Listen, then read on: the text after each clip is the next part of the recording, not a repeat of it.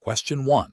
Risk assessment procedures indicate that the implementation of a new Cisco collaboration application requires careful consideration of its potential impact on existing data privacy policies and communication record retention mandates.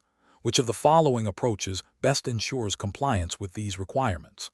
Option A. Delegate the entire responsibility for ensuring compliance to the application vendor, trusting their expertise to manage all regulatory adherence. Option B.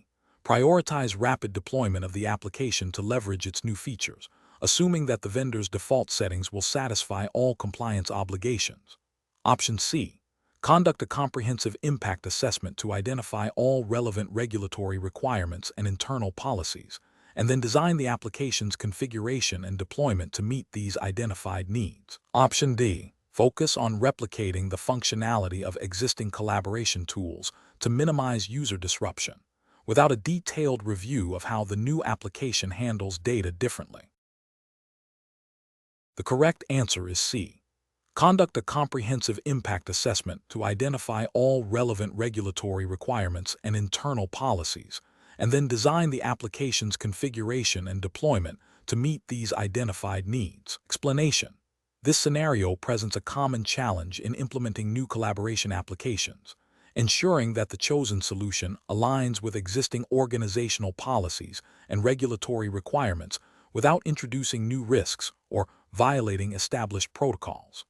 The professional challenge lies in balancing the benefits of a new technology with the imperative to maintain compliance and security. Careful judgment is required to avoid over-engineering solutions or, conversely, overlooking critical compliance aspects.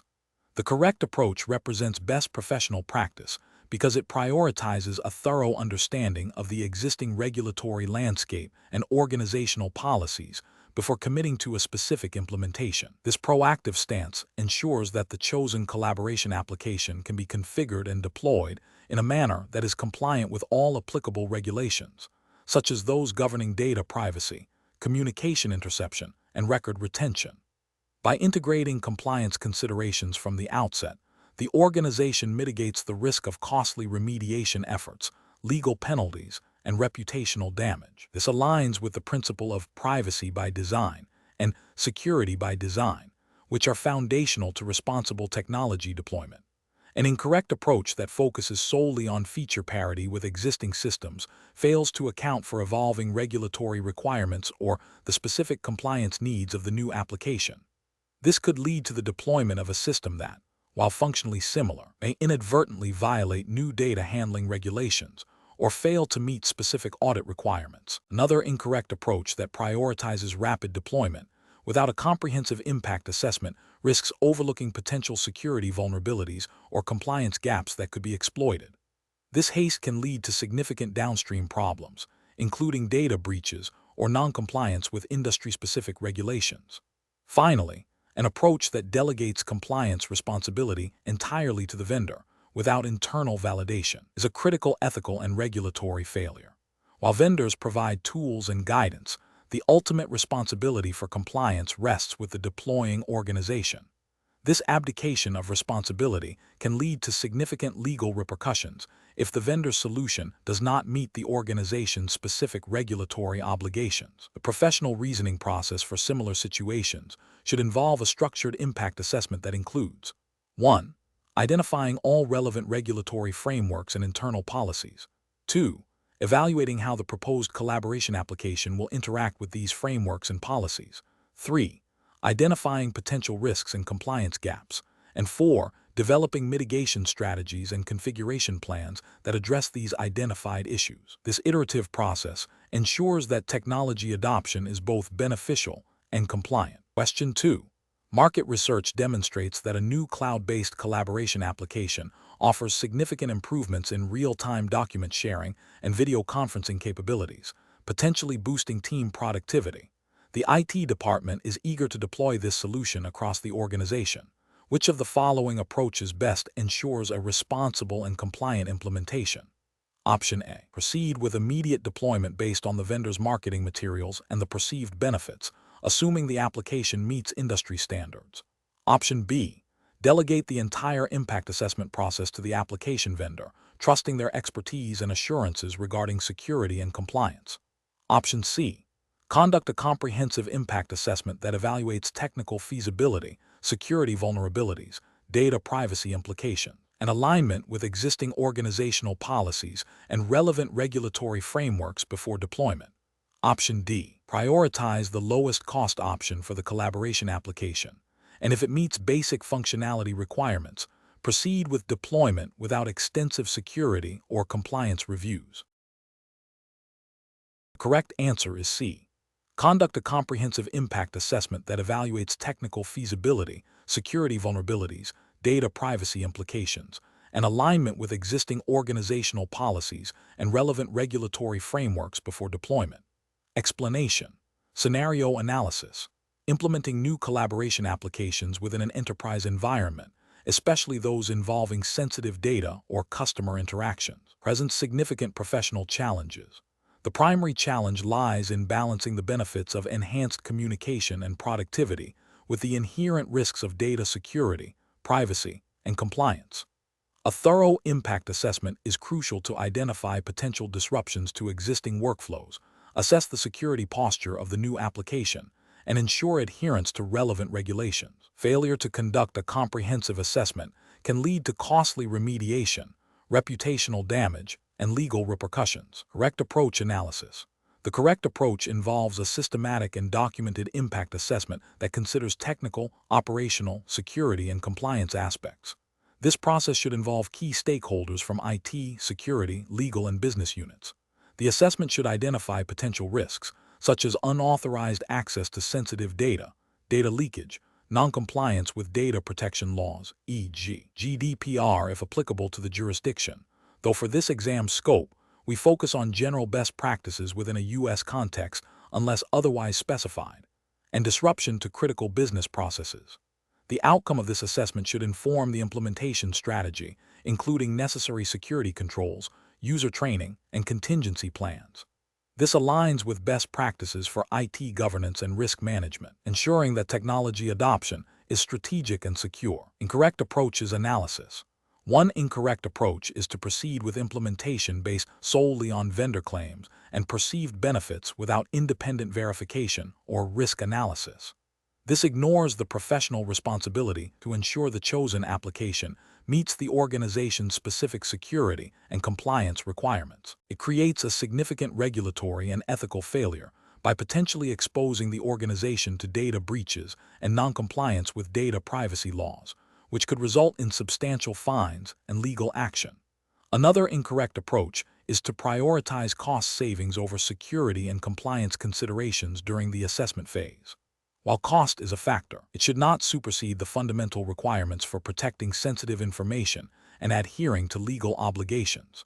This approach represents a failure to uphold professional duty of care and could lead to severe consequences if a security incident or compliance violation occurs. A third incorrect approach is to delegate the entire impact assessment to the vendor without internal validation. Vendors have a vested interest in selling their product and may not fully disclose potential risks or limitations relevant to the specific organizational context. Relying solely on vendor assessments is a dereliction of internal due diligence and can lead to overlooking critical vulnerabilities or compliance gaps, resulting in regulatory noncompliance and potential legal liabilities. Professional reasoning. Professionals responsible for implementing collaboration applications must adopt a proactive and risk-aware mindset. The decision-making process should begin with a clear understanding of organizational requirements, including security policies and regulatory obligations. A structured impact assessment framework should be employed, involving cross-functional teams to ensure all potential risks are identified and evaluated. Prioritization should be given to security and compliance, with cost considerations being secondary to these critical factors. Continuous monitoring and review post-implementation are also essential to adapt to evolving threats and regulatory landscapes. Question 3. The evaluation methodology shows that a comprehensive impact assessment is crucial before deploying new collaboration applications. Which of the following approaches best mitigates potential risks and ensures successful user adoption of a new Cisco WebEx deployment within a large enterprise? Option A. Conduct a pilot program with a representative user group, provide extensive role-based training, and establish clear feedback channels for iterative improvements. Option B. Focus solely on technical integration with existing systems, deferring user training and feedback until after the initial rollout. Option C. Prioritize the implementation of all advanced features first, assuming users will adapt to the new workflows organically. Option D. Immediately deploy the application to all users with minimal training, relying on self-service documentation for support. The correct answer is A. Conduct a pilot program with a representative user group, provide extensive role-based training, and establish clear feedback channels for iterative improvements. Explanation. This scenario presents a professional challenge because implementing new collaboration applications, such as Cisco WebEx, requires a thorough impact assessment to ensure minimal disruption to existing business operations and user productivity. The challenge lies in accurately predicting and mitigating potential negative consequences across various departments and user groups. Careful judgment is required to balance the benefits of the new technology with the risks of implementation. The correct approach, which involves a phased rollout with comprehensive user training and feedback mechanisms, represents best professional practice because it aligns with principles of responsible technology adoption and change management. This methodology minimizes risk by allowing for adjustments based on real-world user experience. It also adheres to the implicit regulatory expectation of ensuring business continuity and data integrity during system changes, as mandated by general IT governance frameworks that emphasize minimizing operational risk and ensuring user adoption for effective service delivery. An incorrect approach that skips user training and relies solely on initial documentation fails to address the human element of technology adoption. This can lead to widespread user frustration, decreased productivity, and potential security vulnerabilities if users bypass intended workflows. Ethically, it fails to provide users with the necessary tools to perform their jobs effectively. Another incorrect approach that prioritizes immediate, full-scale deployment without pilot testing ignores the potential for unforeseen technical issues or compatibility problems. This can result in significant business disruption, data loss, and financial penalties if service-level agreements are breached. It violates the professional duty to implement solutions in a controlled and predictable manner. A third incorrect approach that focuses solely on technical feature parity without considering workflow integration overlooks how users actually interact with technology. This can result in a technically functional but practically unusable system, leading to user resistance and failure to achieve the intended business benefits. This demonstrates a lack of understanding of user-centric design principles and a failure to meet the underlying business needs the application is intended to support. Professionals should employ a decision-making framework that begins with clearly defining the objectives of the collaboration application implementation. This should be followed by a comprehensive risk assessment, identifying potential technical, operational, and user-related challenges. The next step involves developing a phased implementation plan that includes pilot testing, robust training programs, and continuous feedback loops.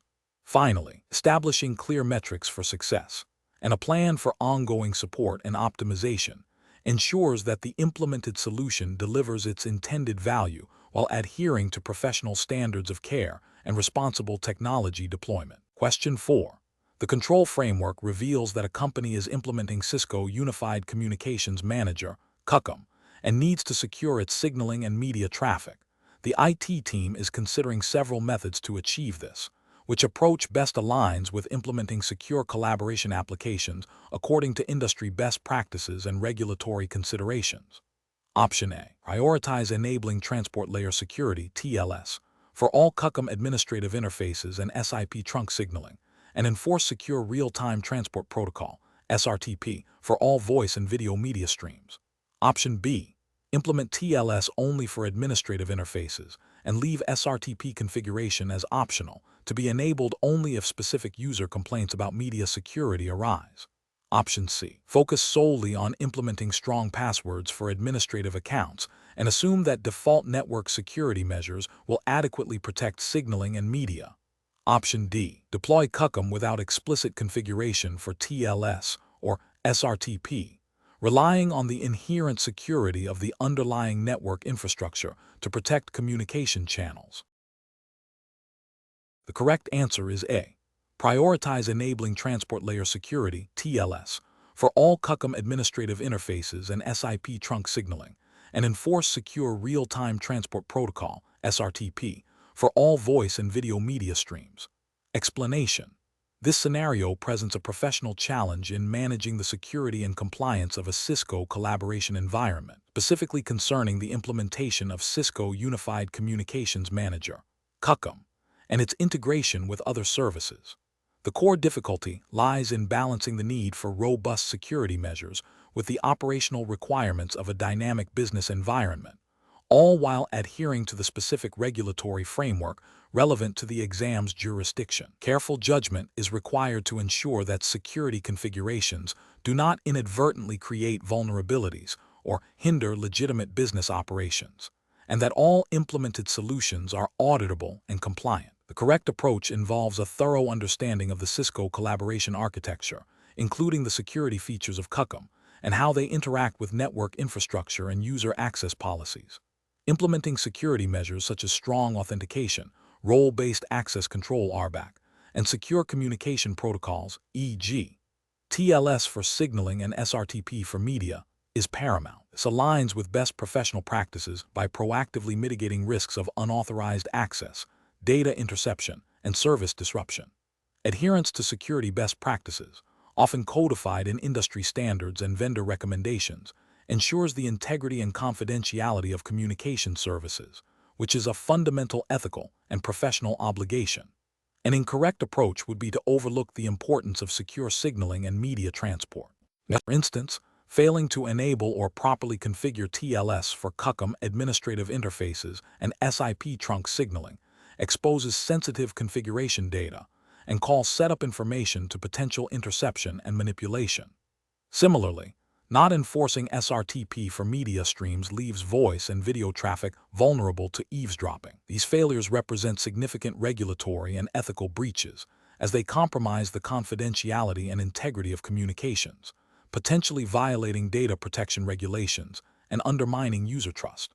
Another incorrect approach would be to implement weak or default passwords for administrative accounts, which is a direct violation of basic security hygiene and opens the system to unauthorized access and control. Professionals should adopt a risk-based decision-making framework. This involves identifying potential threats and vulnerabilities within the collaboration environment, assessing their impact, and prioritizing mitigation strategies based on their effectiveness and feasibility. A systematic approach to security configuration, including regular audits, vulnerability assessments, and staying updated on security advisories from Cisco, is crucial. Understanding the specific compliance requirements relevant to the organization's industry and jurisdiction is also a non-negotiable aspect of professional decision-making. Question 5. Stakeholder feedback indicates that users are experiencing intermittent connectivity issues with the Cisco WebEx Meetings application, coinciding with recent security advisories regarding potential vulnerabilities in older versions of the application. The IT security team has confirmed that the current deployment is running a version flagged in these advisories. Business unit leaders are concerned about the impact on ongoing client presentations and internal team collaborations. What is the most appropriate course of action to address this situation? Option A. Immediately initiate a phased rollout of the latest stable version of Cisco WebEx Meetings across the organization, prioritizing critical user groups, and conduct thorough post-deployment testing to ensure stability and security. Option B. Document the security advisory and the current version in use, and inform stakeholders that the issue will be addressed in the next scheduled maintenance window, as the reported connectivity issues are not yet critical. Option C. Instruct users to avoid sharing sensitive information during WebEx meetings and to report any suspicious activity, while continuing to monitor the situation without immediate action on the application version. Option D. Disable the Cisco WebEx Meetings application for all users until a comprehensive security audit can be completed to prevent any potential exploitation of the vulnerability. Correct answer is A. Immediately initiate a phased rollout of the latest stable version of Cisco WebEx Meetings across the organization, prioritizing critical user groups, and conduct thorough post-deployment testing to ensure stability and security. Explanation: This scenario presents a professional challenge due to the critical nature of ensuring secure and compliant collaboration services. The organization relies on Cisco collaboration applications for sensitive internal and external communications, making any misconfiguration or oversight a significant risk. The challenge lies in balancing the immediate need for functionality with the long-term implications of security and compliance, especially when dealing with diverse stakeholder requirements and potential regulatory scrutiny. Careful judgment is required to prioritize actions that mitigate risk while still enabling business operations. The correct approach represents best professional practice because it directly addresses the identified security vulnerability in a systematic and documented manner. By prioritizing the patching of the identified vulnerability, the organization is proactively mitigating a known risk that could lead to unauthorized access or data breaches. This aligns with general IT security best practices and, importantly, with the principles of data protection and privacy regulations that mandate reasonable security measures to protect sensitive information. The phased rollout and testing ensure that the fix does not introduce new issues, demonstrating a responsible and controlled approach to system changes. An incorrect approach that involves immediately disabling the affected feature without proper assessment fails to consider the business impact and stakeholder needs. This could lead to operational disruptions and dissatisfaction, potentially violating service-level agreements or internal policies. Ethically, it's a failure to adequately support business functions. Another incorrect approach, which is to ignore the vulnerability due to perceived low risk, is a direct violation of due diligence and risk management principles. This could lead to regulatory penalties if a breach occurs, as it demonstrates a failure to implement reasonable security controls. Furthermore, it erodes stakeholder trust.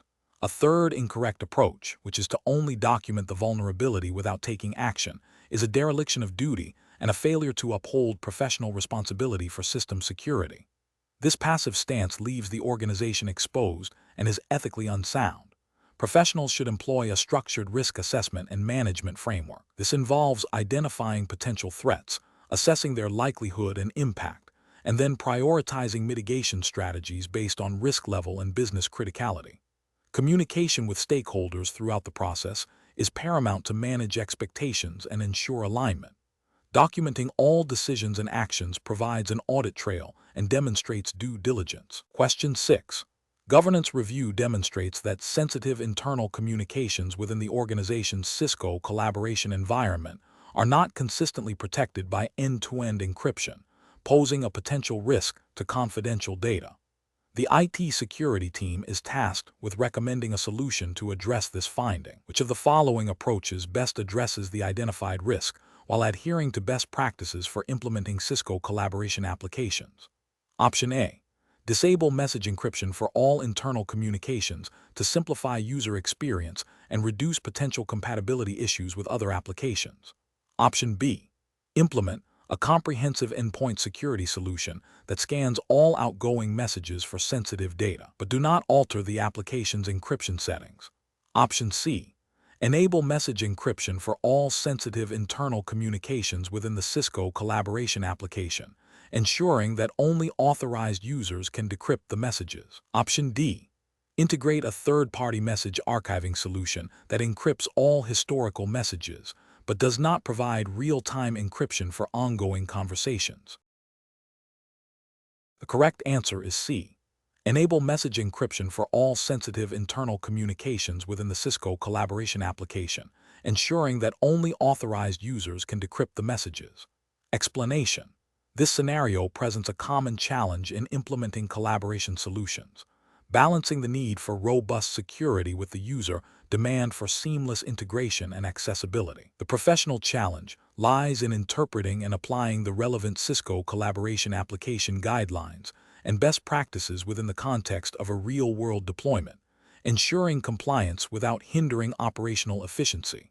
Careful judgment is required to select a solution that meets both technical and policy requirements. The correct approach represents best professional practice because it directly addresses the identified vulnerability by leveraging the built-in security features of the Cisco collaboration platform. Implementing message encryption for sensitive internal communications aligns with the principle of least privilege and data protection, ensuring that confidential information remains confidential.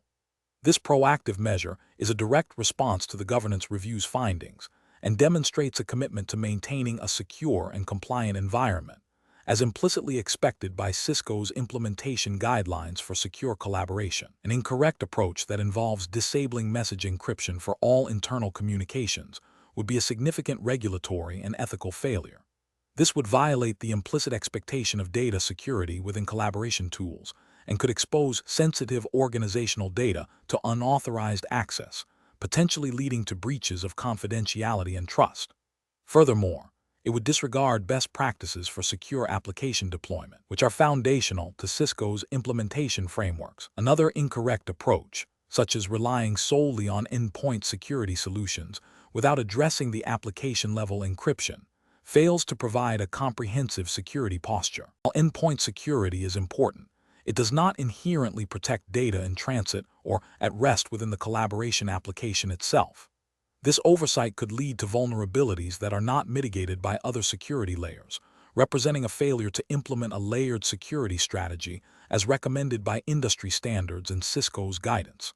Finally, an approach that involves implementing a third-party encryption solution without thorough integration testing and validation with the Cisco collaboration application would be problematic.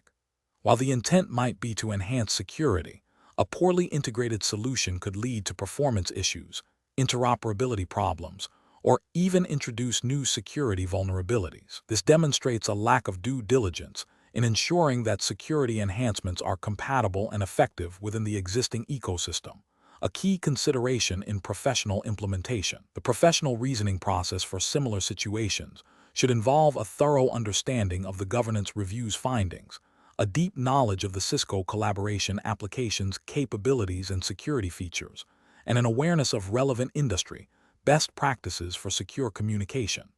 Professionals should prioritize solutions that are integrated, tested, and demonstrably effective in mitigating identified risks while adhering to the principles of data protection and confidentiality. A risk-based approach, focusing on the most critical vulnerabilities first, is essential. Question 7.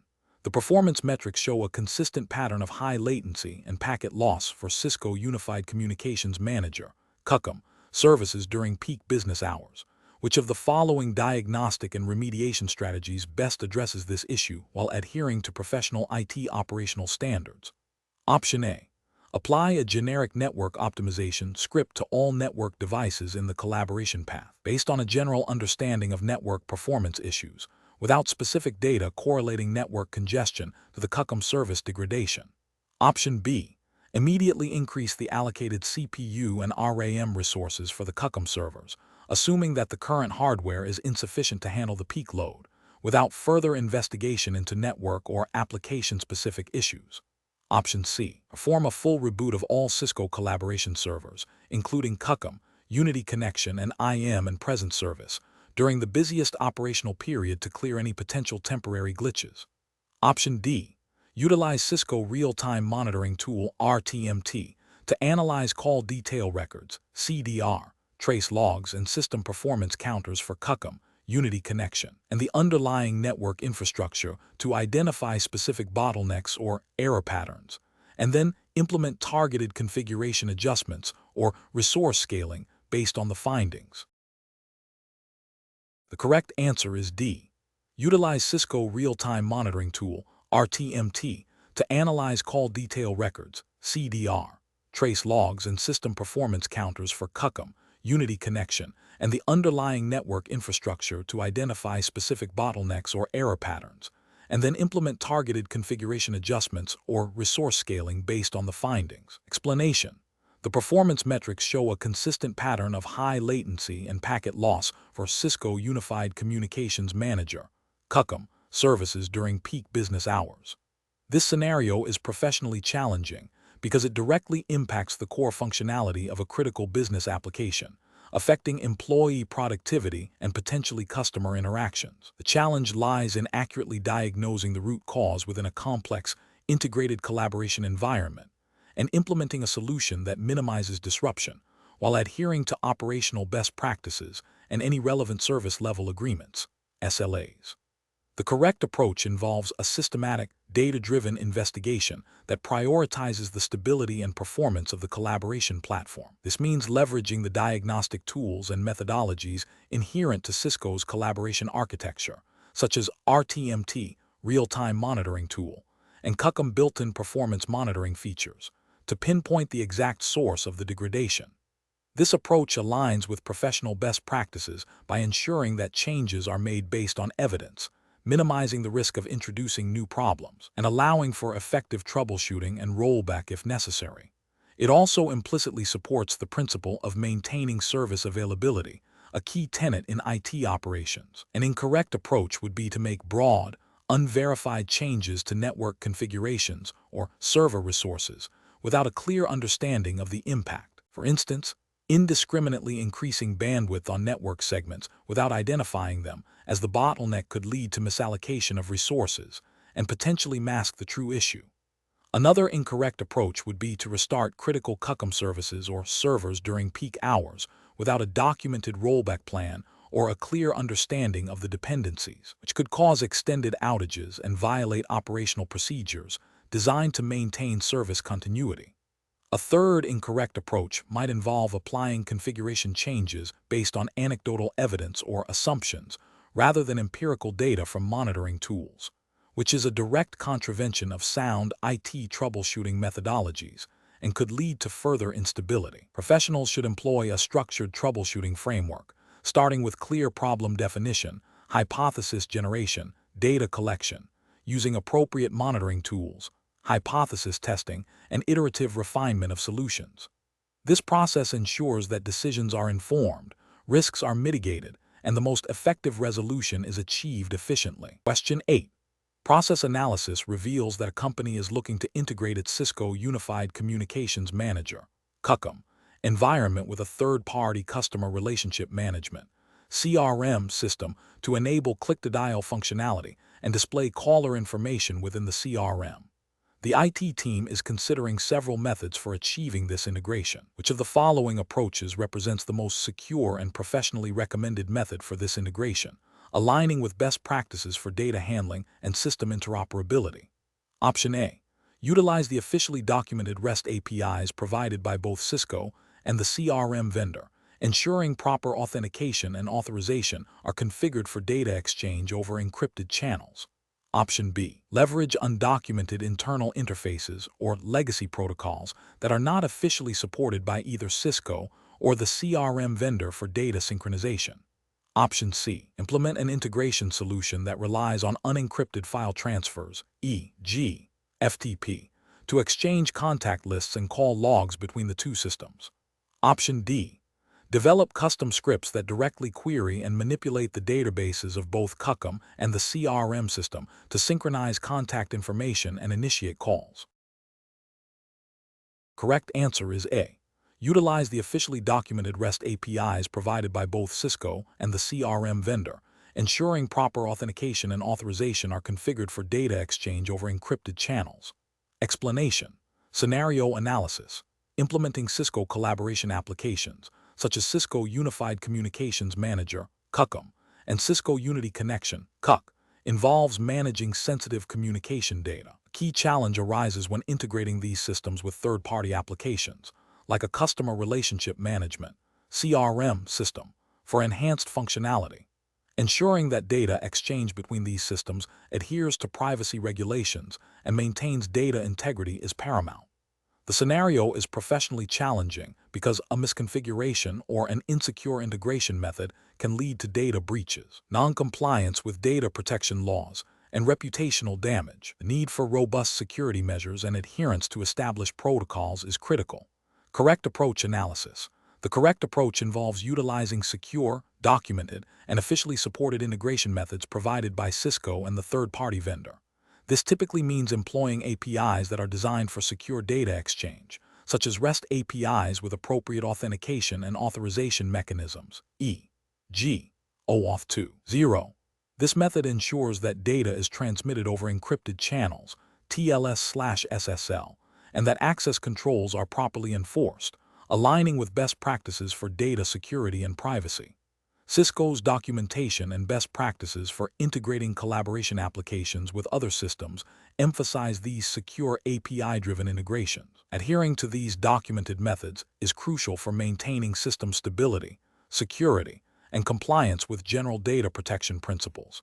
Even if specific regulations are not explicitly detailed in the exam syllabus, the underlying principles of secure data handling are universally applicable and expected in professional IT environments. Incorrect approaches analysis.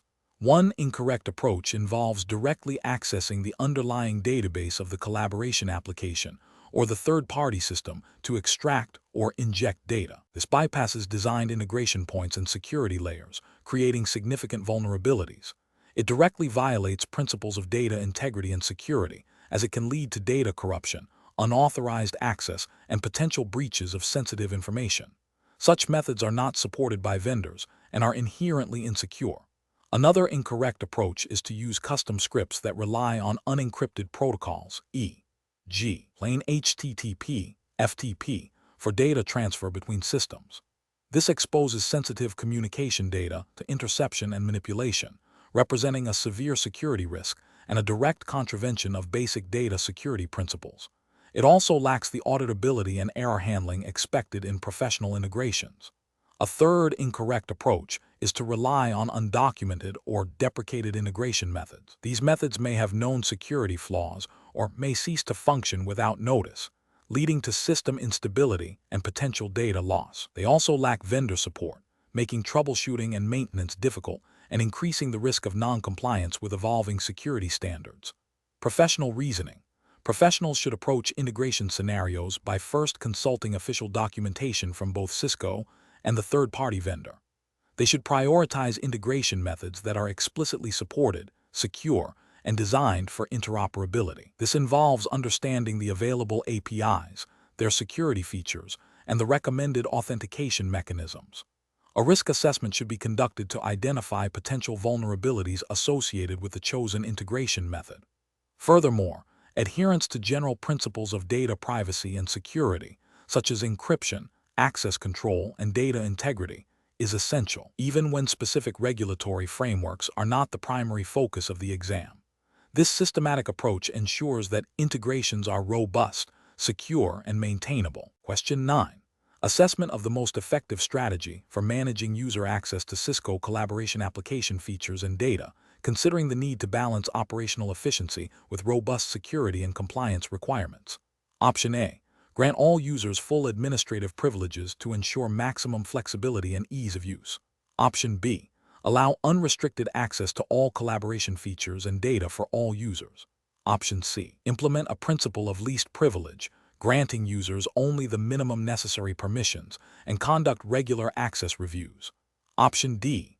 Implement access controls only after a security incident has occurred to address specific vulnerabilities. The correct answer is C. Implement a principle of least privilege, granting users only the minimum necessary permissions, and conduct regular access reviews. Explanation. Scenario analysis. This scenario presents a professional challenge in managing user access and data security within a Cisco collaboration environment. The core difficulty lies in balancing the need for efficient communication and collaboration with the imperative to adhere to security policies and prevent unauthorized access to sensitive information. A misstep in access control can lead to data breaches, compliance violations, and reputational damage. Careful judgment is required to ensure that access is granted based on legitimate business needs and is regularly reviewed. Correct approach analysis. The correct approach involves implementing a principle of least privilege, where users are granted only the minimum permissions necessary to perform their job functions. This is a fundamental security best practice and is often implicitly or explicitly required by regulatory frameworks governing data protection and privacy. For example, in the U.S., regulations like HIPAA for healthcare data and SOX for financial data mandate controls to protect sensitive information, which directly translates to strict access control policies. By regularly reviewing and revoking unnecessary access, an organization demonstrates due diligence in safeguarding its data and complying with these overarching principles. This proactive approach minimizes the attack surface and reduces the risk of insider threats or accidental data exposure. Incorrect approaches analysis. Granting broad administrative privileges to all users is a significant regulatory and ethical failure. This approach violates the principle of least privilege and creates an unacceptable security risk. It directly contravenes the spirit and letter of data protection regulations by making sensitive information easily accessible to individuals who do not require it, increasing the likelihood of unauthorized disclosure or modification. Failing to implement any form of access control, allowing unrestricted access to all collaboration features and data, is an even more egregious failure. This is a complete abdication of responsibility for data security and compliance.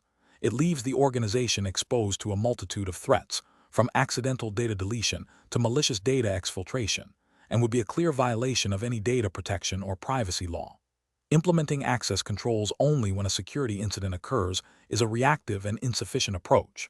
While incident response is crucial, proactive security measures, including robust access control, are mandated by regulatory frameworks.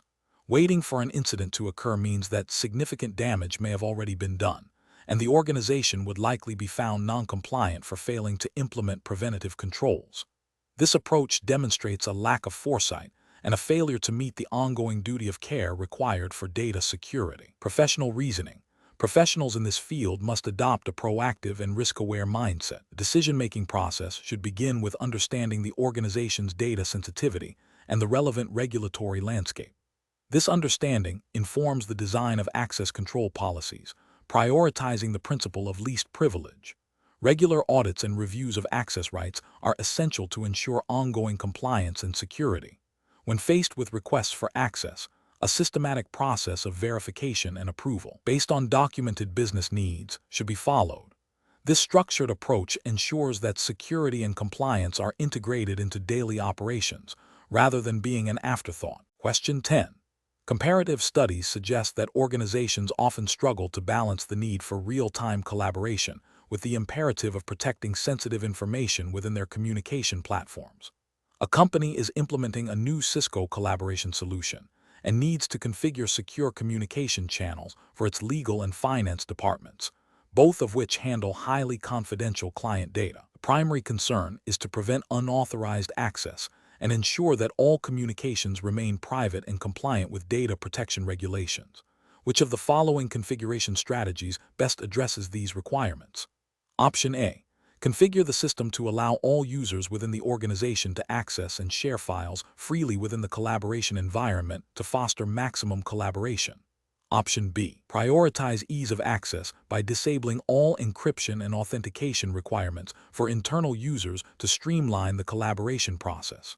Option C. Implement end-to-end encryption for all internal and external communications involving these departments, coupled with multi-factor authentication for all users accessing the collaboration platform, and enforce role-based access controls that restrict access to sensitive data based on job function. Option D. Enable Basic Transport Layer Security, TLS, for all communications and rely on user awareness training to prevent accidental data sharing. The correct answer is C. Implement end-to-end encryption for all internal and external communications involving these departments, coupled with multi-factor authentication for all users accessing the collaboration platform, and enforce role-based access controls that restrict access to sensitive data based on job function. Explanation. The scenario presents a common challenge in implementing collaboration applications, ensuring secure and compliant communication across diverse user groups and devices. The professional challenge lies in balancing the need for seamless user experience and productivity with the stringent security and privacy requirements mandated by regulatory frameworks. Failure to adhere to these regulations can result in significant legal penalties, reputational damage, and loss of customer trust. The correct approach prioritizes a layered security strategy that aligns with the principles of data protection and privacy by design. This involves implementing robust authentication mechanisms, end-to-end encryption for sensitive communications, and granular access controls based on user roles and data sensitivity. This approach represents best professional practice because it proactively addresses potential vulnerabilities and ensures compliance with data privacy regulations, such as those governing the handling of personally identifiable information, PI, and confidential business data. By embedding security and privacy considerations from the outset, it minimizes the risk of data breaches and unauthorized access, thereby upholding ethical obligations to protect user data. An incorrect approach that bypasses or inadequately implements encryption for sensitive communications would be professionally unacceptable. This failure directly contravenes regulatory requirements for data protection, potentially exposing confidential information to unauthorized disclosure. Such an oversight could lead to violations of data privacy laws, resulting in fines and legal repercussions. Another incorrect approach, such as granting broad, unrestricted access to collaboration features without proper authorization checks, would also be professionally unsound. This creates significant security risks, increasing the likelihood of internal misuse or external breaches, and failing to meet the ethical and regulatory duty of care to safeguard information. A third incorrect approach, neglecting to establish clear policies for data retention and deletion, could lead to the indefinite storage of sensitive information, increasing the attack surface and violating data minimization principles often enshrined in privacy regulation. The professional decision-making process for similar situations should involve a thorough risk assessment, a comprehensive understanding of applicable regulatory frameworks, and a commitment to a security-first mindset. This includes consulting with legal and compliance teams, conducting regular security audits, and staying abreast of evolving threats and regulatory landscapes. Prioritizing user needs while rigorously adhering to security and privacy mandates is paramount. Question 11. Quality control measures reveal a pattern of intermittent call quality degradation and dropped calls reported by a significant number of users in a specific geographic region. Initial feedback suggests the issue is not isolated to a single user or device type. What is the most appropriate initial step to address this widespread problem? Option A. Disable advanced call features that are suspected of being resource-intensive in the affected region until a permanent fix can be identified. Option B. Instruct all affected users to individually troubleshoot their local network connections and update their client software, deferring further investigation until individual reports cease.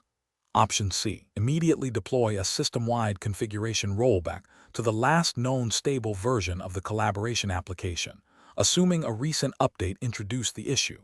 Option D. Initiate a comprehensive diagnostic process, collecting detailed network performance metrics, application logs, and client-side diagnostics from affected users to identify potential bottlenecks or configuration conflicts. The correct answer is D. Initiate a comprehensive diagnostic process, collecting detailed network performance metrics, application logs, and client-side diagnostics from affected users to identify potential bottlenecks or configuration conflicts. Explanation. Scenario analysis. This scenario presents a common challenge in collaboration application deployment, ensuring consistent user experience and functionality across diverse network conditions and client devices. The professional challenge lies in balancing the desire for immediate feature rollout with the need for thorough validation to prevent widespread user disruption and potential compliance issues if certain features fail under specific conditions. The complexity arises from the interconnectedness of the collaboration application, the underlying network infrastructure, and the end-user devices, all of which can introduce variables that impact performance. Careful judgment is required to identify the root cause of reported issues and implement effective, sustainable solutions. Correct approach analysis. The correct approach involves a systematic, data-driven investigation. This begins with gathering detailed logs and performance metrics from the affected users and the collaboration application servers. Analyzing these logs helps pinpoint whether the issues stem from network latency, bandwidth limitation, client-side resource constraints, or specific application bugs. Once the root cause is identified, a targeted remediation strategy can be developed. This might involve network optimization, client software updates, or configuration adjustments on the collaboration platform. This methodical approach ensures that solutions are effective, prevent recurrence, and maintain the integrity and availability of the collaboration services, aligning with best practices for service management and user support. Incorrect approaches analysis. Implementing a broad, untested configuration change across all users without proper diagnosis is a significant regulatory and ethical failure. It risks exacerbating existing problems or introducing new ones, potentially impacting business operations and user productivity. This approach bypasses the due diligence required to understand the problem, leading to a reactive rather than proactive resolution. It also fails to adhere to principles of responsible system administration, which mandate thorough testing and impact assessment before widespread deployment. Rolling back the entire collaboration application to a previous version without a clear understanding of the specific failing component is also professionally unacceptable. This is a blunt instrument that can undo recent improvements, disrupt other functionalities, and cause further user frustration. It demonstrates a lack of diagnostic capability and a failure to isolate the problem to its source, potentially leading to a loss of critical features or security patches. Ignoring the reported issues and attributing them solely to user error or individual network problems is a dereliction of duty. While user-specific issues can occur, a pattern of similar complaints across multiple users indicates a systemic problem that requires investigation. This approach fails to uphold the professional responsibility to provide a reliable and functional service, potentially leading to user dissatisfaction, decreased productivity, and reputational damage. Professional reasoning. Professionals should adopt a structured problem-solving methodology. This typically involves 1. Problem identification and scoping. Clearly define the reported issue and its impact. 2. Data collection. Gather relevant logs, metrics, and user feedback. 3. Root cause analysis. Systematically analyze the collected data to determine the underlying cause. 4. Solution development and testing. Design and test potential solutions in a controlled environment. 5. Implementation and verification. Deploy the solution and confirm its effectiveness. 6. Documentation and monitoring. Record the solution and continue to monitor system performance. This process ensures that decisions are informed, solutions are effective, and professional standards are maintained. Question 12. To address the challenge of ensuring user privacy and data security within a newly deployed Cisco collaboration environment, which of the following configuration strategies best aligns with regulatory frameworks governing data protection and responsible data handling? Option A. Enable all available collaboration features and data logging options by default to capture comprehensive communication history for potential future auditing, without specific data retention limits. Option B. Grant broad administrative access to the collaboration platform to the IT support team to facilitate quick troubleshooting and user assistance, and disable all data encryption features to improve performance. Option C. Rely solely on user-provided consent for data processing and avoid implementing any specific technical controls for data access or retention, assuming users will manage their own data privacy. Option D. Configure the collaboration platform to enforce strict data retention policies based on legal and business requirements. Implement granular role-based access controls for all collaboration data, and ensure end-to-end encryption for all communications and stored data. The correct answer is D. Configure the collaboration platform to enforce strict data retention policies based on legal and business requirements. Implement granular role-based access controls for all collaboration data, and ensure end-to-end encryption for all communications and stored data. Explanation. The scenario presents a common challenge in implementing collaboration solutions, ensuring compliance with data privacy regulations while enabling seamless communication and collaboration. The specific jurisdiction for this exam is not explicitly stated, but for the purpose of this question, we will assume a general framework aligned with common international data protection principles, as often tested in Cisco certifications, which typically draw from broad, globally recognized standards. The professional challenge lies in balancing the need for robust collaboration features with the imperative to protect sensitive user data from unauthorized access or disclosure. This requires a nuanced understanding of how collaboration applications handle data, where it is stored, and who has access to it, all within the context of applicable legal and ethical obligations. The correct approach prioritizes user privacy and data security by implementing granular access controls and data retention policies that align with data protection principles. This involves configuring the collaboration platform to minimize data exposure, ensuring that only authorized personnel can access sensitive information, and that data is retained only for as long as necessary, in accordance with regulatory requirements. This proactive stance on data governance is best professional practice because it directly addresses the core tenets of data protection laws, such as purpose limitation, data minimization, and accountability. It demonstrates a commitment to ethical data handling and builds trust with users and stakeholders. An incorrect approach that fails to implement appropriate data retention policies would be professionally unacceptable. This could lead to the indefinite storage of sensitive user communications, increasing the risk of data breaches and violating data minimization principles. Such a failure could result in significant legal penalties, reputational damage, and a loss of user confidence. Another incorrect approach, such as broadly granting access to all collaboration data without a clear business justification or audit trail, would violate principles of least privilege and data security.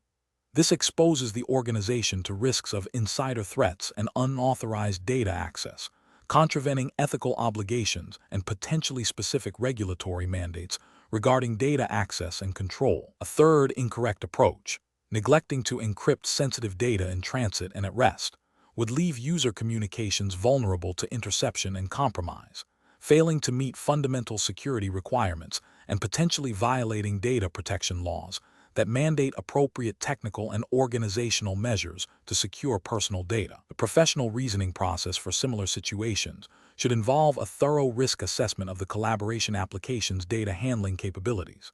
This includes identifying what types of data are collected, how they are stored and processed, and who has access.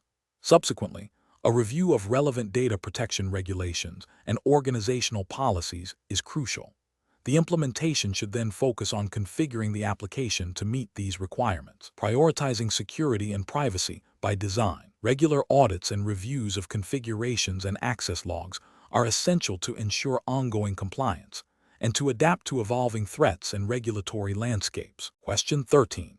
Benchmark analysis indicates that a new Cisco collaboration application deployment requires a comprehensive security strategy. Given the sensitive nature of internal communications and potential for data exfiltration, which of the following approaches best aligns with implementing a secure and effective collaboration environment, adhering to general IT security principles and Cisco's recommended practices for application deployment? Option A. Prioritize user experience by enabling anonymous access to all collaboration features and disabling all security protocols to ensure maximum accessibility and ease of use. Option B. Implement multi-factor authentication for all user access, enforce strong password policies, encrypt all sensitive data in transit and at rest, and establish a regular schedule for security patching and vulnerability management. Option C. Deploy the application with default security settings and rely solely on network-level firewalls to protect against external threats, assuming internal users will not pose a security risk. Option D. Focus exclusively on encrypting data at rest, as data in transit is less critical for internal collaboration applications, and defer all other security measures until a major security incident occurs. The correct answer is B. Implement multi-factor authentication for all user access, enforce strong password policies, encrypt all sensitive data in transit and at rest, and establish a regular schedule for security patching and vulnerability management. Explanation.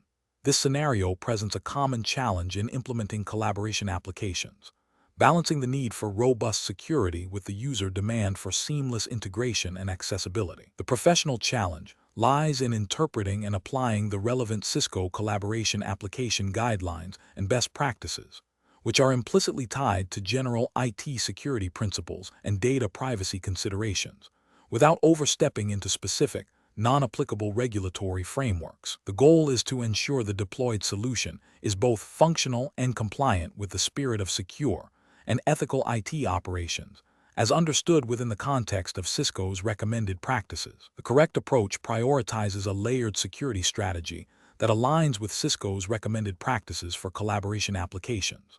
This involves implementing strong authentication mechanisms, encrypting sensitive data in transit and at rest, and regularly auditing access logs. This approach represents best professional practice because it directly addresses the core security concerns inherent in collaboration platforms, such as protecting sensitive communications and user data from unauthorized access or breaches. It adheres to the principle of least privilege and defense in depth, which are fundamental to secure IT system design and implementation, and are implicitly supported by the operational guidelines for Cisco collaboration applications. An incorrect approach that solely focuses on user convenience without adequate security controls would fail to meet the implicit security and data protection expectations associated with enterprise collaboration tools. This could lead to vulnerabilities that expose sensitive information, violating the trust placed in the IT department, and potentially leading to operational disruptions or reputational damage. Another incorrect approach that imposes overly restrictive security measures without considering user workflows or the application's intended functionality would hinder productivity and lead to user workarounds that bypass security, creating new, unmanaged risks. This demonstrates a failure to understand the balance required for effective collaboration tool deployment. A third incorrect approach that neglects regular security patching and updates leaves the system susceptible to known exploits, a clear violation of basic IT security hygiene, and a failure to maintain the integrity of the collaboration environment. Professionals should approach such situations by first understanding the specific security requirements and risk tolerance of the organization. This involves consulting Cisco's documentation for best practices related to the specific collaboration application being implemented. They should then evaluate potential solutions against these best practices, considering the trade-offs between security, usability, and cost. A structured risk assessment process, followed by the implementation of controls that are proportionate to the identified risks, is crucial. Regular review and adaptation of security measures based on evolving threats and organizational needs are also essential components of professional IT management. Question 14.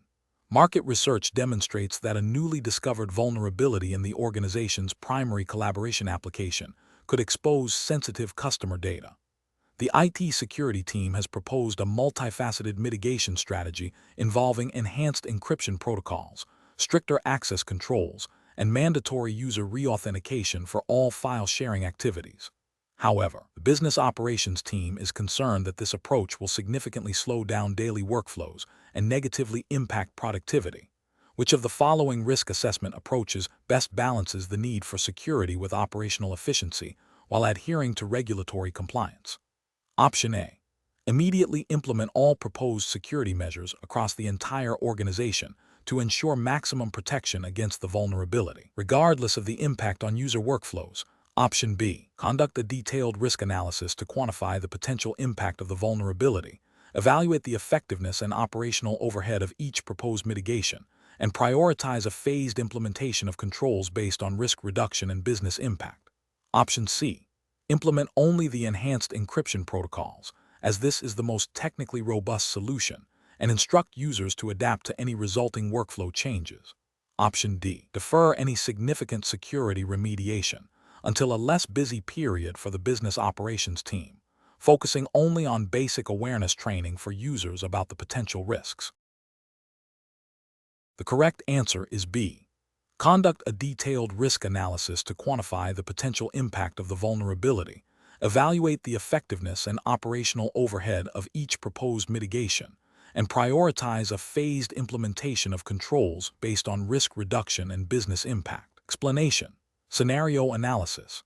This scenario presents a common challenge in implementing collaboration applications, balancing the need for robust security and compliance with the practicalities of user adoption and operational efficiency. The organization is facing a potential security vulnerability that could impact sensitive data, but the proposed mitigation strategy is complex and could disrupt existing workflows. The challenge lies in identifying a risk assessment approach that is both effective in addressing the security threat and minimizes negative impacts on the business, all while adhering to the specific regulatory framework relevant to the exam's jurisdiction. Pressure to act quickly without fully understanding the implications of different risk mitigation strategies adds to the professional difficulty. Correct approach analysis. The correct approach involves a comprehensive risk assessment that prioritizes the confidentiality, integrity, and availability of collaboration data. This means identifying the specific vulnerabilities within the collaboration application, assessing the likelihood and potential impact of a security breach, and then evaluating mitigation strategies based on their effectiveness in reducing risk to an acceptable level. This approach aligns with best practices in information security and regulatory compliance, which mandate a proactive and systematic process for managing risks. By focusing on a layered security strategy that includes technical controls, policy enforcement, and user training, the organization can effectively address the identified vulnerability without unduly hindering business operations. This aligns with the principles of due diligence and responsible data stewardship expected within the specified regulatory framework. Incorrect approaches analysis. One incorrect approach would be to implement a quick fix without a thorough risk assessment. This could involve deploying a security patch without testing its compatibility with existing systems or understanding its potential impact on user workflows. This failure to conduct a proper risk assessment violates the principle of informed decision-making and could lead to unintended consequences, such as system instability or the introduction of new vulnerabilities. It also fails to meet the regulatory requirement for a systematic approach to security risk management. Another incorrect approach would be to over-engineer a solution that is excessively complex and burdensome for users. This might involve implementing stringent access controls or multi-factor authentication for every interaction within the collaboration application, even for low-risk activities. While seemingly secure, this approach can lead to user frustration, decreased productivity, and a higher likelihood of users attempting to circumvent security measures, thereby creating new risks. This demonstrates a failure to balance security with usability and operational efficiency, which is a key consideration in effective risk management. A third incorrect approach would be to ignore the vulnerability due to the perceived cost or complexity of remediation. This passive stance is a direct abdication of responsibility and a clear violation of regulatory requirements that mandate proactive risk management. It exposes the organization to significant legal, financial, and reputational damage should a breach occur.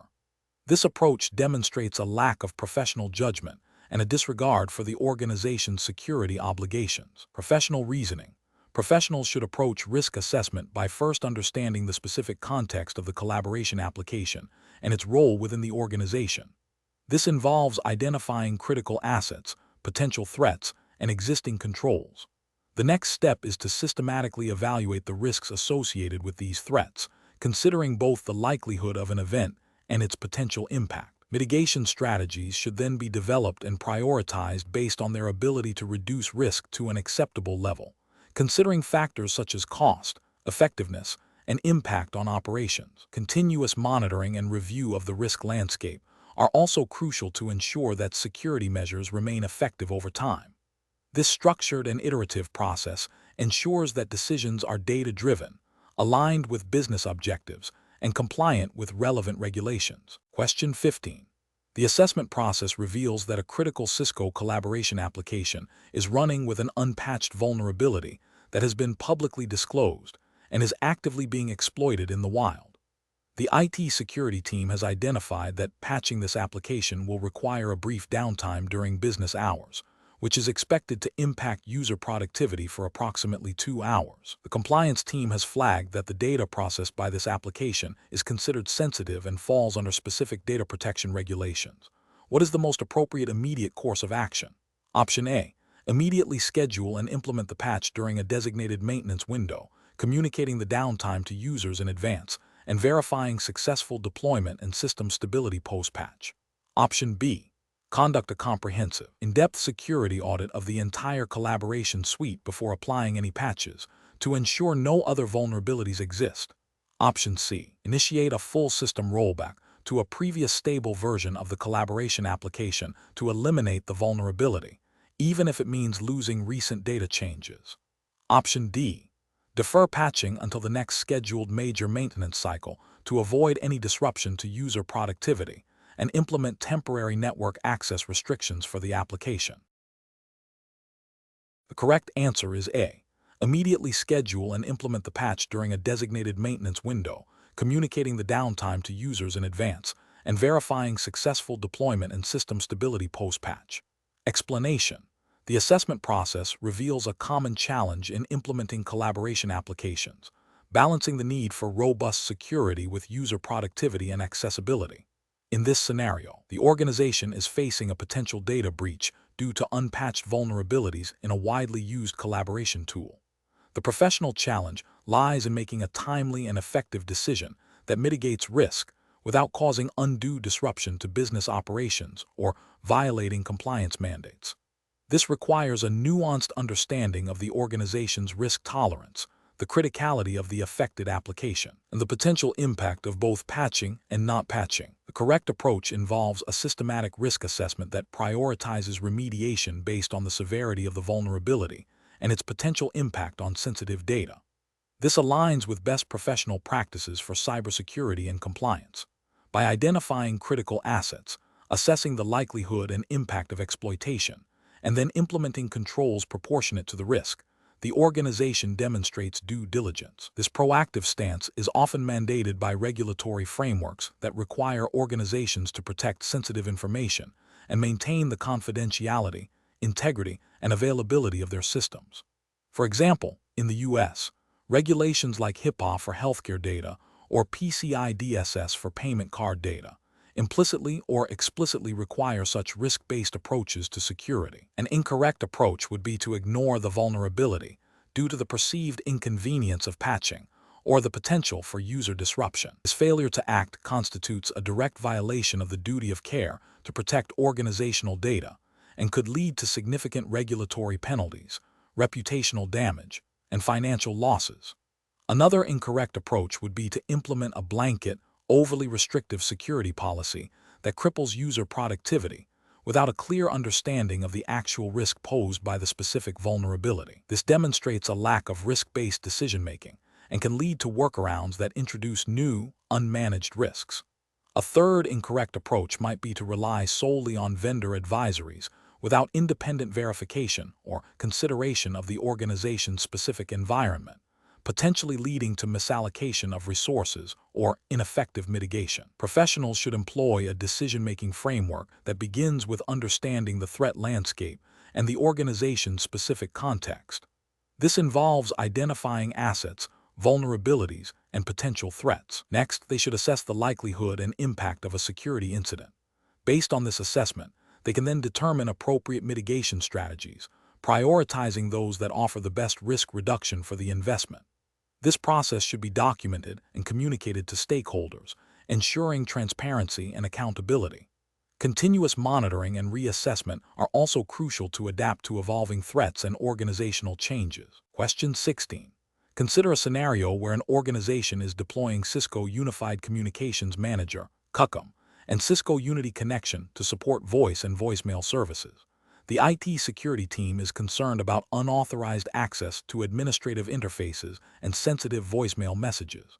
Which of the following approaches best balances security requirements with operational needs for this deployment? Option A. Grant full administrative privileges to all IT support staff to ensure quick troubleshooting and minimize delays in resolving user issues. Option B.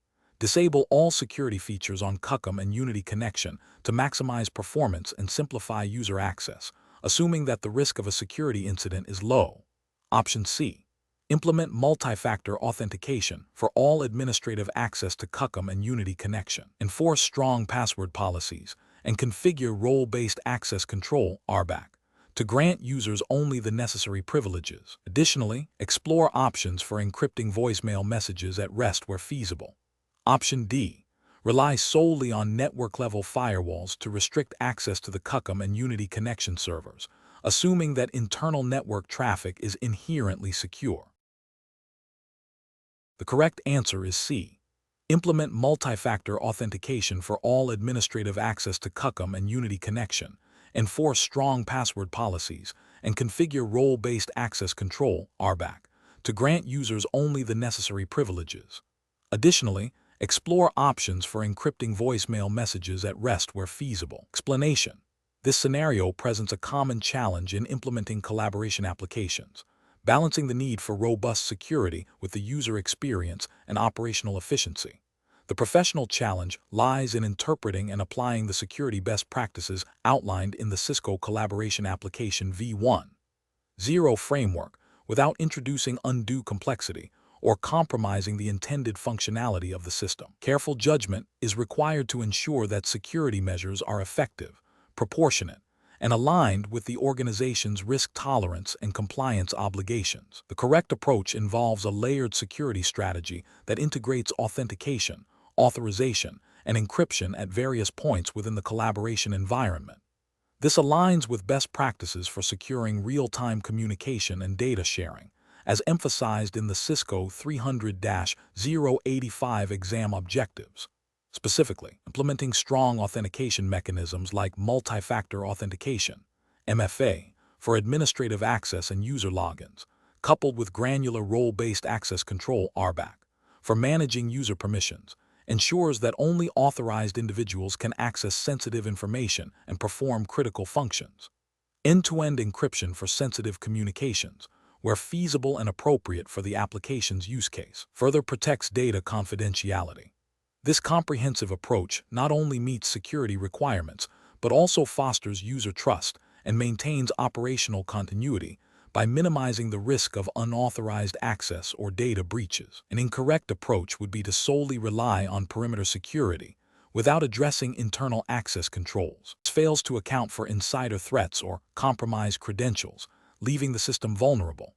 Another incorrect approach is to implement overly restrictive access policies that hinder legitimate user collaboration, leading to workarounds that bypass security controls and create new vulnerabilities. Furthermore, neglecting to encrypt sensitive data in transit or at rest, when the application handles confidential information, represents a significant security and potential regulatory failure, depending on the data's nature and applicable data protection laws. Professionals should approach such decisions by first understanding the specific security requirements and risk profile of the collaboration application within the organization's context. This involves identifying sensitive data, critical functionalities, and potential threat vectors. Then, they should evaluate available security controls against these requirements, prioritizing solutions that offer a strong balance of security, usability, and manageability. A phased implementation approach, with thorough testing and user feedback, is also a sound professional practice to ensure that security measures are effective and do not negatively impact productivity. Question 17. The investigation demonstrates that a company is implementing Cisco Unified Communications Manager, CUCM, and Cisco Unity Connection, CUC, for its internal voice and messaging services. The organization operates under a framework that mandates strict data privacy and access control for sensitive employee information. Which of the following implementation strategies best aligns with both security best practices and regulatory compliance for this scenario? Option A.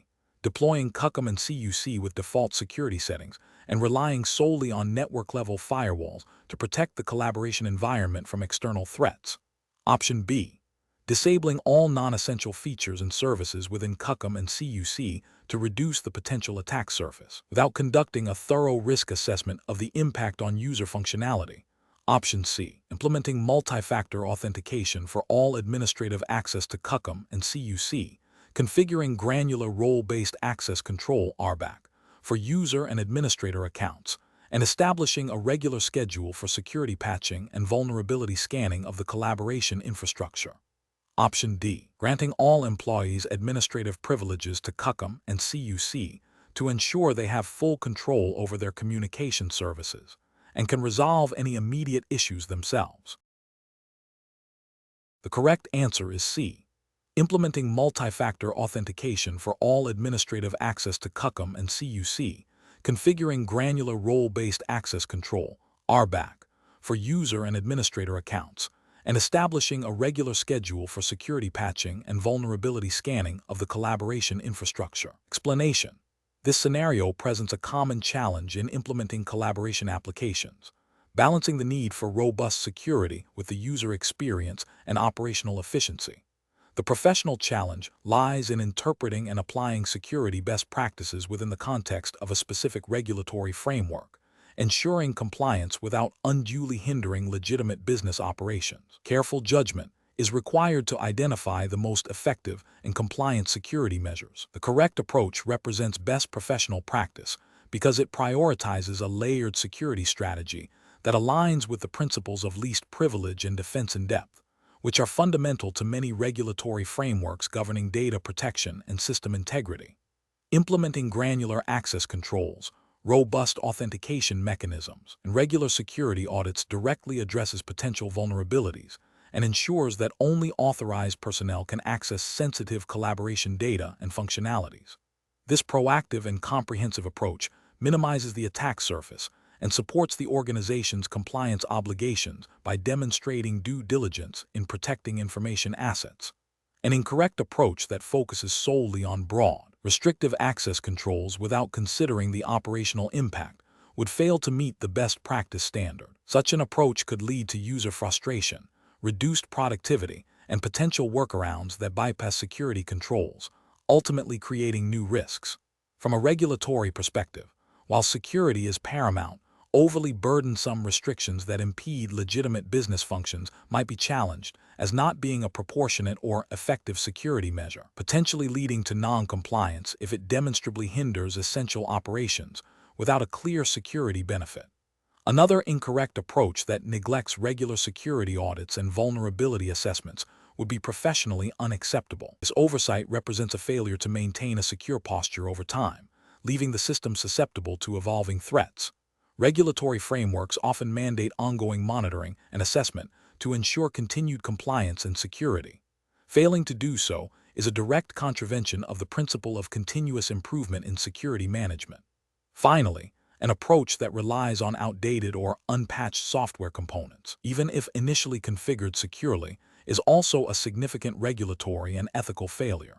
This demonstrates a lack of proactive maintenance and a disregard for known vulnerabilities, which can be exploited by attackers. Many regulations explicitly require organizations to maintain systems in a secure and up-to-date state, making this a clear compliance risk. The professional decision-making process for similar situations should involve a thorough understanding of the organization's specific security requirements, the applicable regulatory landscape, and the operational needs of the users. It requires a risk-based approach, prioritizing security measures that offer the greatest protection against the most significant threats while minimizing disruption. Continuous evaluation and adaptation of security strategies are crucial to maintaining an effective and compliant collaboration environment. Question 18. Upon reviewing the implementation plan for a new Cisco collaboration application within a U.S. federal agency's environment, the project manager identifies that the proposed deployment timeline does not explicitly allocate sufficient time for comprehensive security hardening and compliance validation against NIST SB 800-53 controls. The current plan prioritizes rapid user adoption and feature rollout. What is the most professionally responsible course of action to ensure adherence to regulatory requirements? Option A. Immediately halt the deployment and initiate a thorough review of the implementation plan to incorporate detailed security hardening steps and NIST SB 800-53 control validation, engaging the agency's security and compliance officers to redefine the timeline and scope accordingly. Option B. Expedite the deployment by accepting a waiver for the NIST SB 800-53 control validation, with the understanding that a full audit will be conducted at a later, unspecified date to meet the immediate operational demands of the agency. Option C. Proceed with the deployment as planned, assuming that the inherent security features of the Cisco collaboration application will satisfy the agency's compliance needs and address any potential gaps post-implementation through a separate security audit. Option D. Delegate the responsibility for security hardening and compliance validation to the end users, providing them with basic security guidelines and expecting them to configure their individual environments to meet agency standards. The correct answer is A. Immediately halt the deployment and initiate a thorough review of the implementation plan to incorporate detailed security hardening steps and NIST SB 800-53 control validation, engaging the agency's security and compliance officers to redefine the timeline and scope accordingly. Explanation. This scenario presents a professional challenge due to the critical nature of ensuring secure and compliant communication within a regulated environment.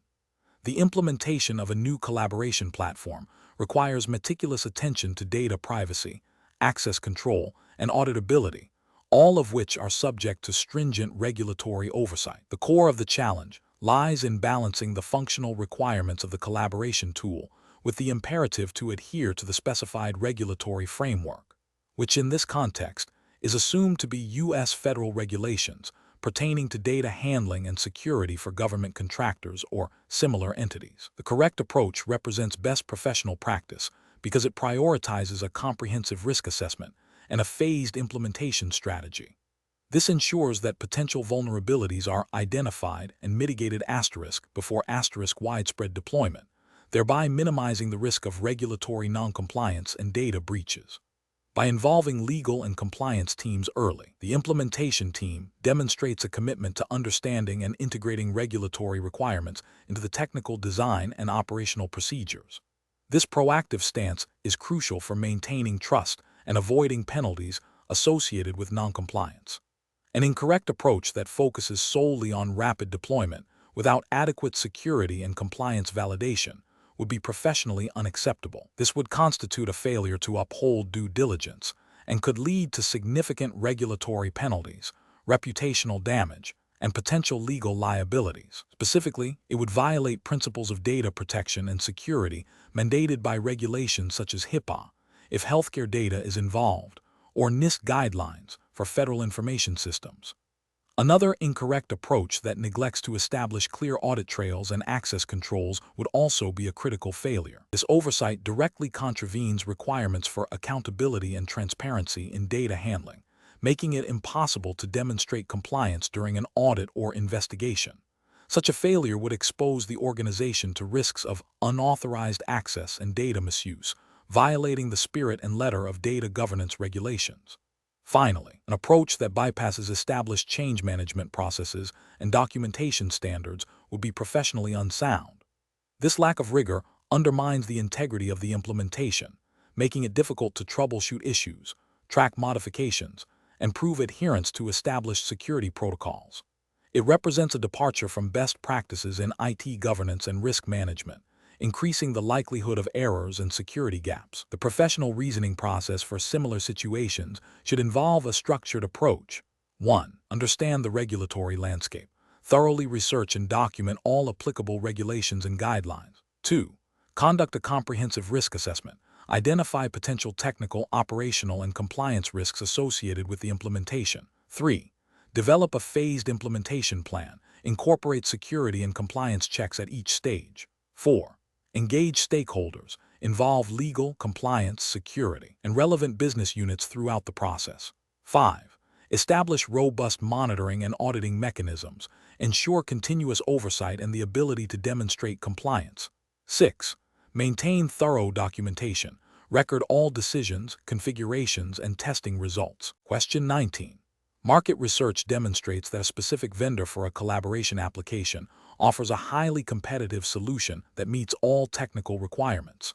During the final evaluation phase, the vendor's sales representative offers the IT implementation team complimentary, in-depth training on their product, which would significantly reduce the internal training burden and associated costs for the company. Company's procurement policy is silent on the acceptance of such training offers from vendors during the evaluation process. What is the most ethical and professionally responsible course of action for the IT implementation team? Option A. Politely decline the offer of complimentary training, citing company policy or a desire to maintain an objective evaluation process, and proceed with the vendor selection based solely on technical and business merit. Option B.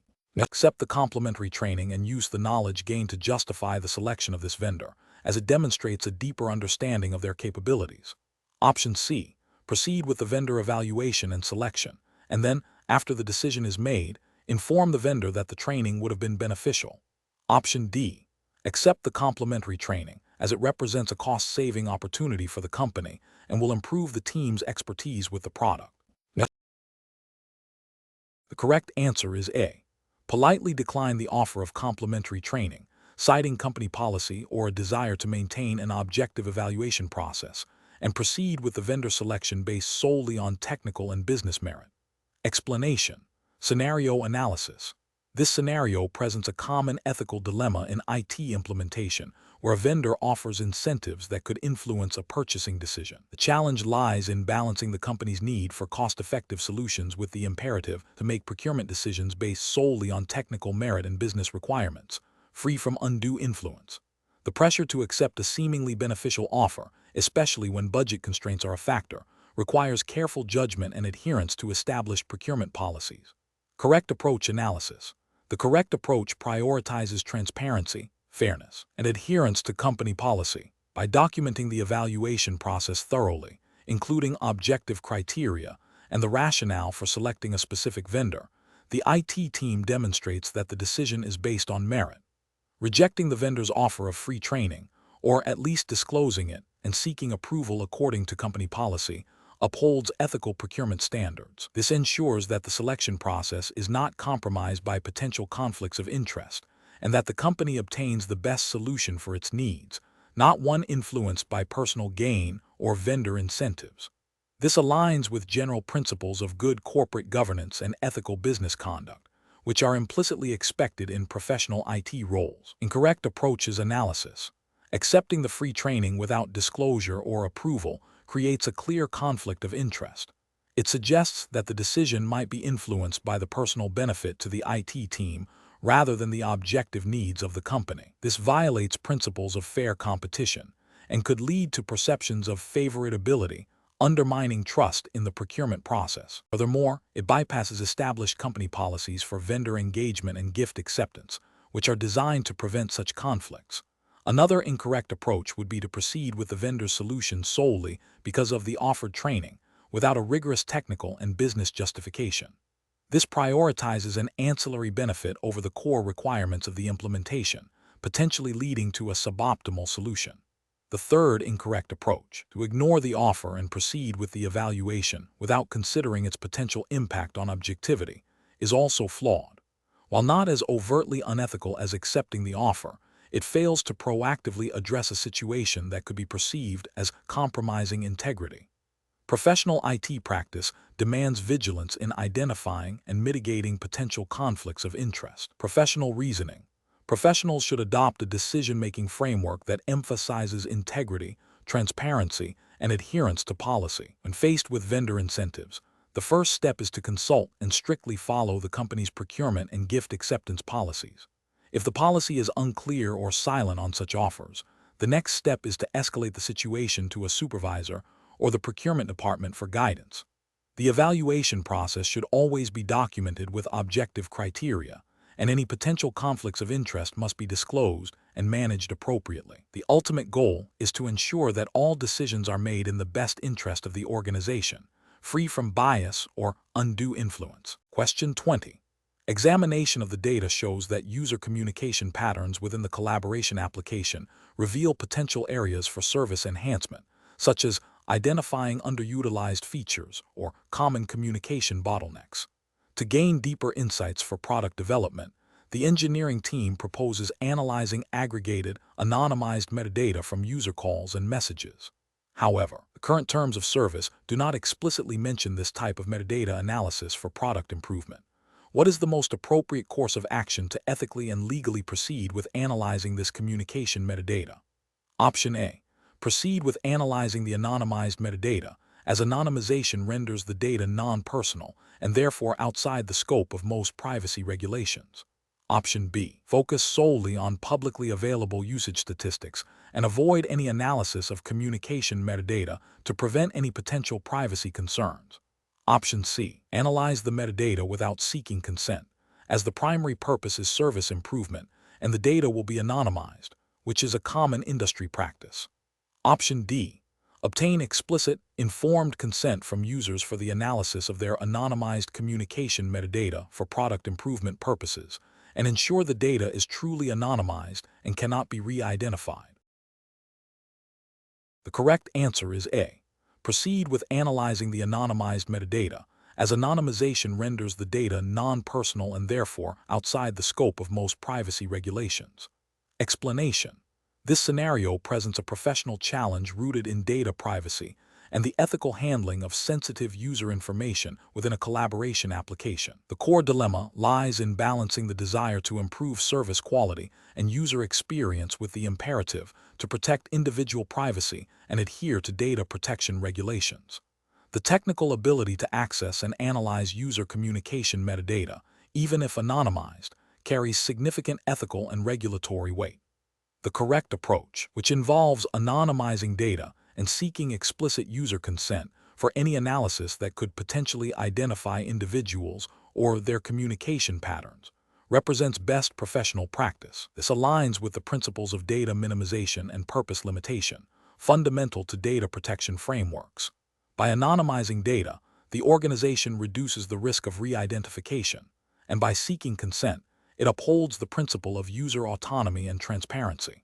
This proactive stance ensures compliance with regulations that mandate informed consent for data processing and protect individuals' right to privacy. An incorrect approach would be to proceed with analyzing the metadata without explicit user consent, even if the intention is solely for service improvement.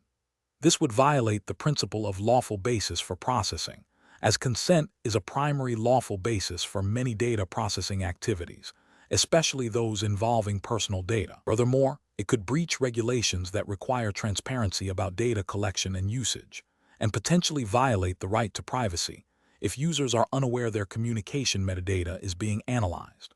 Another incorrect approach would be to assume that anonymization alone is sufficient without considering the potential for re-identification or the specific consent requirements for the type of analysis being performed. This overlooks the nuanced requirements of data protection laws, which often require more than just technical anonymization to be considered compliant, especially when dealing with communication data. The professional decision-making process in such situations should involve a thorough risk assessment, a clear understanding of applicable data protection laws and ethical guidelines, and a commitment to transparency and user consent. Before implementing any data analysis, professionals should ask, what data is being collected? What is the purpose of collecting and analyzing this data? What are the potential privacy risks? Have we obtained the necessary consent from users? Are we adhering to the principles of data minimization and purpose limitation? Consulting with legal and privacy experts is crucial to ensure all actions are compliant and ethically sound.